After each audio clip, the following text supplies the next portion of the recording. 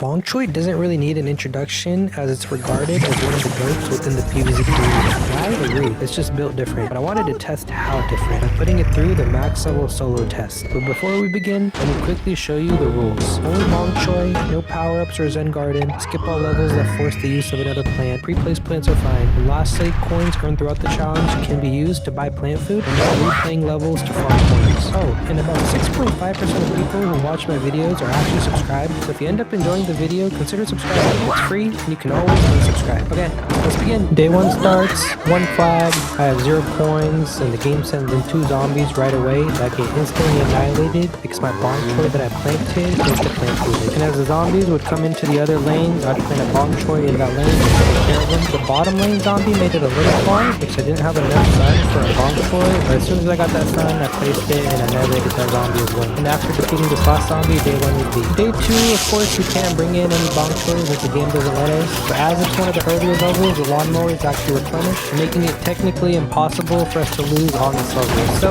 as it plays in the background, I'll quickly go over the stats of the max level Bong Choy. Its sun cost goes from 150 to 75, its recharge rate goes from 5 seconds to 2.5 seconds, its health goes from 300 to 900, and its damage goes from 15 to 75 per punch, which is pretty insane if you think about how fast it attacks. And also with the added mastery, it has a 1 in 5 chance to plant food boost as soon as I plant it. Day 3 has a cabbage pole and 2 sunflowers pre-planted, so I quickly shovel them. It also introduces the raw zombie, who's one of the more annoying zombies in ancient Egypt because it tries to steal your sun, so I try to take care of it as fast as I can. And as I got a column of monsters down, this last wave didn't stand a chance, beating day 3. Day 7 is one of the weird levels because it starts you off with 550 sun for no reason, so I got a column of Bong Choys down pretty early. And a pretty cool thing with the Bong Choys is that even though the sandstorms are sent in, they're able to punch the zombies before they make it to boss. But then one in the bottom lane somehow snuck a pass my Bong Choy, so I was forced to plant another Bong Choy down just to take care of this one zombie. That was all the day 7. Day 8 started, and this was a level that I was actually most scared of in ancient Egypt. You can see the iceberg lettuce, walnut, and 2 potato mines that were pre-planted. That was for the explorer zombies that are introduced this level. I was worried that the Bong Choy couldn't hit them, but thankfully I placed the Bong Choys and I was easily able to take them out. This was a big relief because I thought we'd have another Torchwood or even Chomper moment. Because of this, day 8 was very easily beat. Day 9 had some awkwardly placed gravestones, kind of messing up my placements for my Bong Choy, but the second Bong Choy I planted, plant fooded, and was able to clear up some space. And afterwards, I got a wonky column of Bong Choys down, and they're pretty easily able to solo the pretty significant amount of zombies that were sent in the final wave of day 9. Days 10, 12, 13, and 14 were all beat very easily without any problem. Day 15 upped the ante a little bit with 3 flags, and also we're tasked to protect these 3 sunflowers. And as always, these sunflowers actually end up helping us because they're a form of sun production, allowing us to easily beat day 15 as well. 16 and 17 were beat using the single column method. Day 18, I prepped some defenses, and I couldn't get the full 2 columns off, but as soon as the Bong Choy destroyed the gravestones, I added the 2 missing Bong Choy just for symmetry purposes, and we beat day 18. Day 19 has 2 columns of mold colonies in the back, and also a 16 plant limit. And you can see that the plant limit glitch was actually fixed because it actually changes as I place my plants down, which was pretty cool to see, and we beat day 19. Day 20, we're tasked to protect these 4 sunflowers, and normally this level is terrorized by the explorer zombies, but the Bong Choys are able to easily deal with them. And the final big wave sent in 2 explorer zombies who got insta-KO'd by the Bong Choys, beating day 20. Days 21, 22, and 23 were easily beaten. Day 24, defenses were prepped. And again, there were 2 annoying gravestones in the way, who were eventually replaced by the Bong Choy. And the final wave of day 24 was pretty easily beat. And this is normally the last level of ancient Egypt that we play, but we can actually play against the boss because the Bong Choy appears in the conveyor. And I think this is the level that really showed why Bong Choy is one of the greats. At first, I was about to truly give up because if you look to the left, it took 7 plants to get 1 Bong Choy. But even with all the zombies approaching the lawnmowers, I decided to place the Bong Choy down. And just look at the health of the zombie boss going down. It was already 1/3 of the way there, and as soon as I plant fooded, we literally nuked all of his health. We did so much damage that the game started glitching out a little bit, and the boss wouldn't die, even though I plant fooded a second time. But then the craziest thing happened. The zombie boss tried to jump on the Bong Choy and got the uppercut of doom, in the end beating it. And that was all of ancient Egypt. Next up, the Pirate Seas. And honestly, Pirate Seas was so easy that I'm just going to be super speeding past all of it. And I didn't expect it to be so easy. I thought maybe the swinging zombies or even the imp chickens might pose some of a problem, but not really. Oh, we are going to make a little stop on day 22 where we prep some defenses.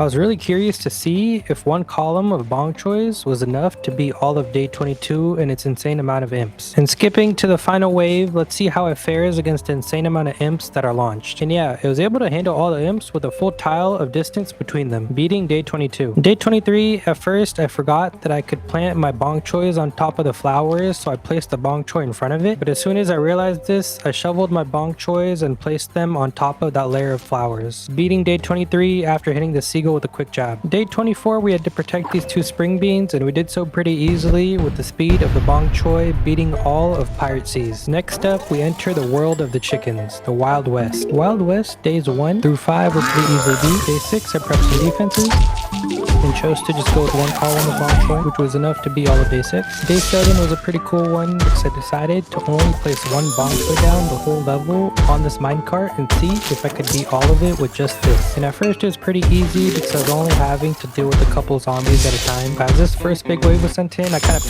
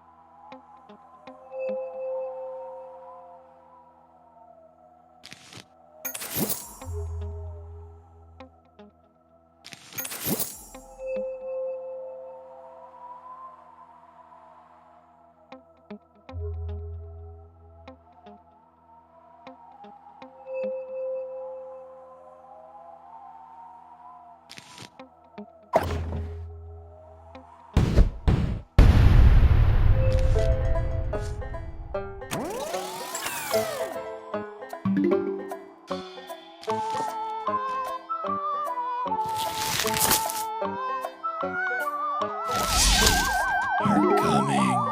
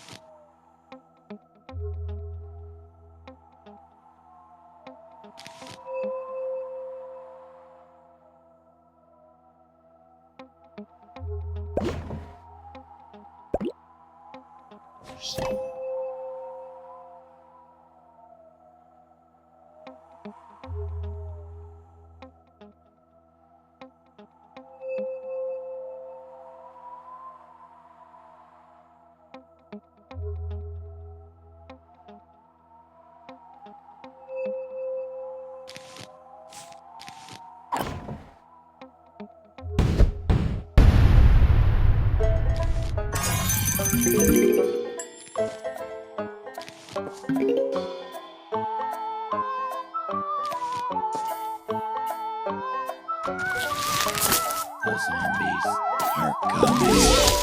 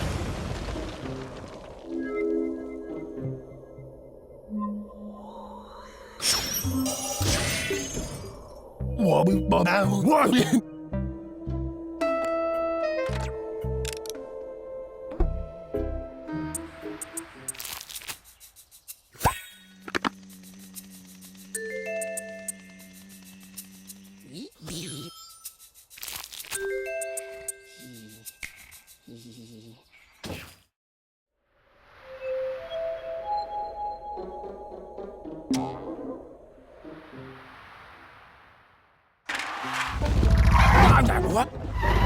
Zombies are coming.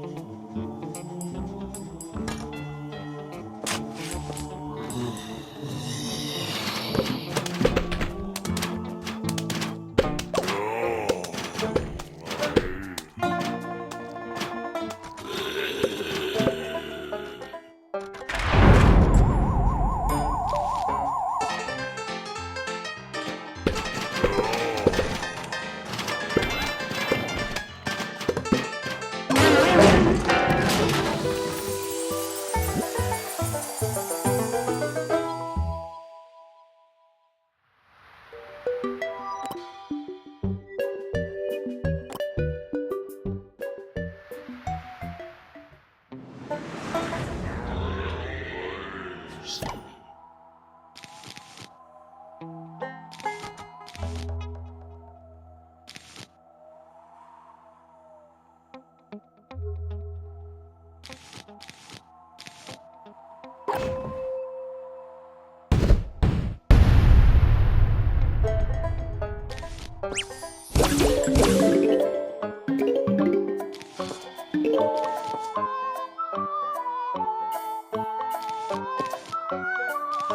zombies are coming.